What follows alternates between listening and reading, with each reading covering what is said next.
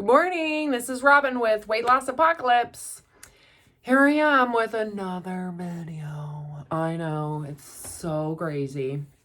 All right, you guys, I want to go in depth around why thin supremacy started in the early 1900s. If you watched my YouTube video from yesterday where I talk about the history of when thin supremacy started, the current thin supremacy body images, I talked to you guys about the height and weight chart, right? That this was the beginning of this idea that leanness was healthy and fatness was unhealthy. And the height and weight chart basically created a very divisive line between you're healthy under here, you're unhealthy over here, and all the fear mongering around if you're in the overweight zone, you're going to die, diabetes and heart attacks. And it's still being profitable today for the entire weight loss health concept industry. So I want to talk about, how we went from, the culture went from, normalizing normal bodies to a normal body who, compared to a height and weight chart, became a bad thing, and how that developed into a stigma. So stigma is basically when an object or a thing or a person based on characteristics is seen as inadequate, inferior, diseased, basically looking at certain characteristics that define someone as worthy of shame, worthy of being degraded, rejected, and abandoned. So when you think about stigma, think about a worthiness of disgust. Okay. So when the height and weight charts came out, there was this, oh my God, if you're overweight, you might be diseased. Well, where did it come from? A, integrous idea around what they thought health was to, oh my God, look at you, you're overweight, gross. How did that happen? Well, in my book, Thin Supremacy, our body image and our cultural battle with weight, I talk about the advertising that came out from the weight loss industry, the diet industry, weight loss industry that was born at that time.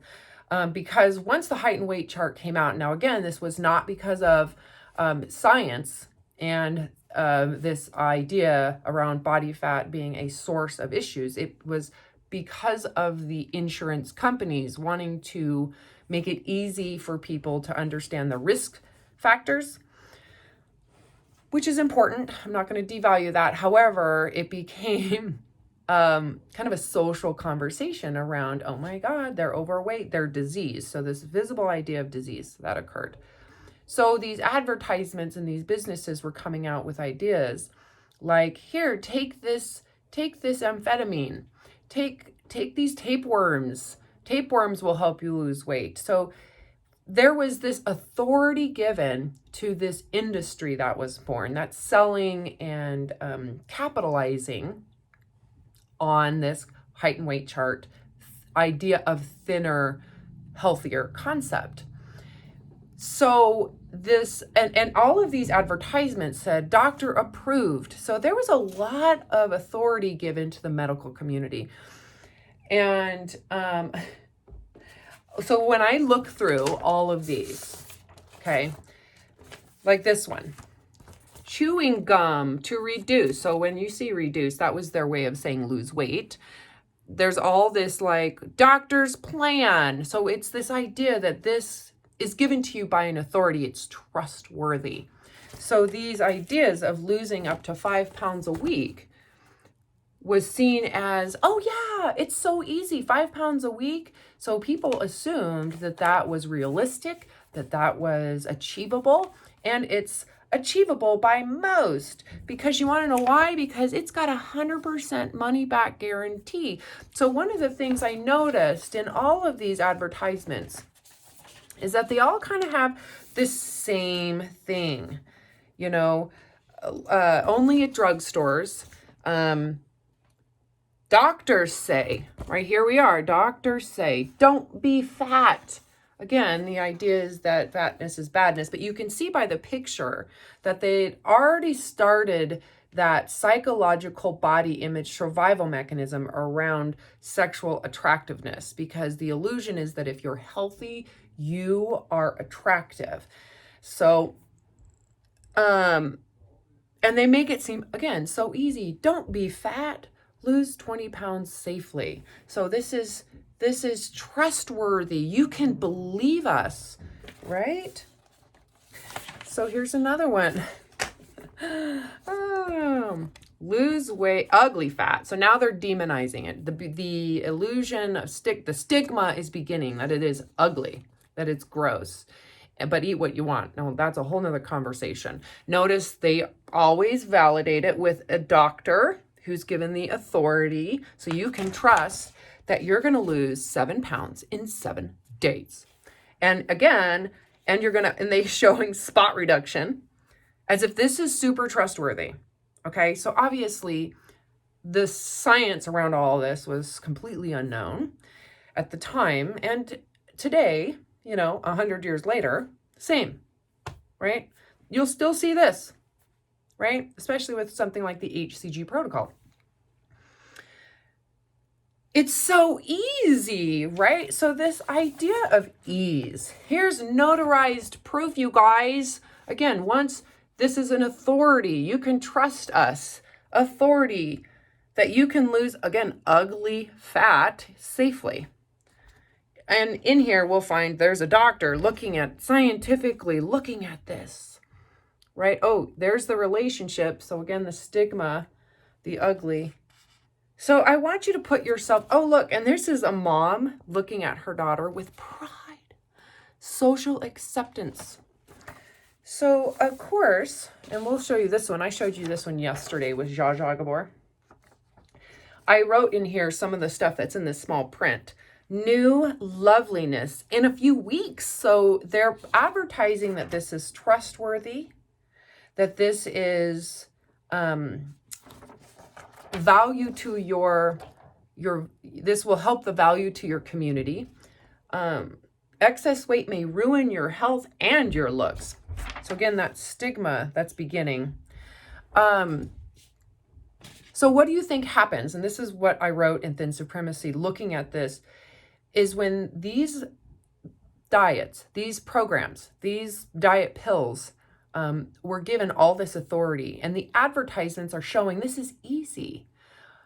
When people signed up for these things, okay, and keep in mind, it's not just people who perceived that they had a weight problem are seeing these advertisements. Everybody is seeing these advertisements that are probably coming out now much more consistently. You're seeing these pictures. You're starting to internalize that fat is bad, fat is ugly, fat makes me undesirable, fat makes me full of disease, right? And then there's these advertisements saying it's easy, we're the authority, we're smart, we know what we're doing, you can trust us. So when people do these things, and 96% of everybody who's participating not only isn't losing weight, but when they do lose weight, they gain it back.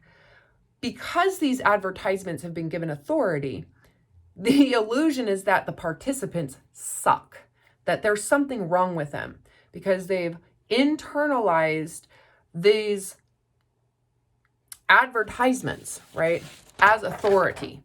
As if this is true. There's a doctor. This is scientifically understood. You can trust us. The problem must be you, because it's not working. So here we are, 2020, close to 100 years later, right? Statistically, it is time and time and time again shown that any diet method, there is unintended consequences. Not only do people internalize if it doesn't work that they suck, because they've assumed the diet is the authority, that is all-knowing, that is righteous, trustworthy. People feel that they suck. So internally, there is this illusion that you as a participant cannot do it, cannot handle it. So what that's doing is it's confirming social constructs, cultural constructs around the stigma of obesity. The assumption that the diet industry is so integrous that when they tell you to cut out food groups, when they tell you that they're doing it from a scientific place of all-knowingness. So therefore, if you can't handle it, it's your fault. It's not theirs, it's yours. So when 96%-ish, plus and minus 2%, of all people doing these programs are failing miserably and gaining weight as they fail, is that an indication of 96% of participants that are failing? Or is it 96% of all people doing this program it doesn't work for? Just consider that. And that is the statistics from today's current environment. Okay, so now we know this, but because advertising, if you look at it currently, still promote themselves as authoritarian all-knowingness, like don't question us. If you fail at it, it's still you that's the problem. Again, when you talk to people who have lost weight over the course of 5 years, it's their ability to physically and psychologically manage the weight loss program and physically maintain the weight loss.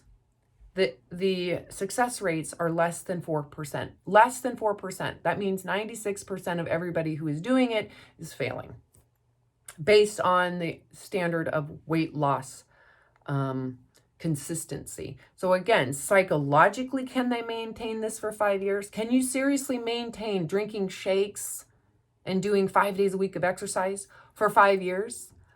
The majority of everybody the answer is no. We're talking 96% of everybody can't do it. So that 3 to 4%, if you study them, the likelihood that they have a mental illness around anorexia or orthorexia is probably pretty high, in my opinion.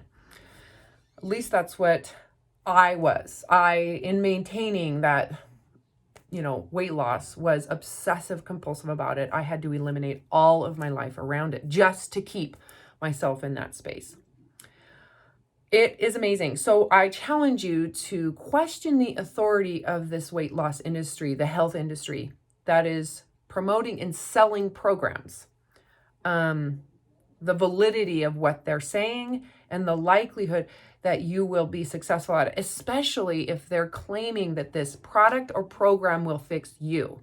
So you're given no accountability. Really try to understand, if you're not given any accountability, how is it going to work, right? But if they're taking all of the credit of your weight loss, that's something to look at.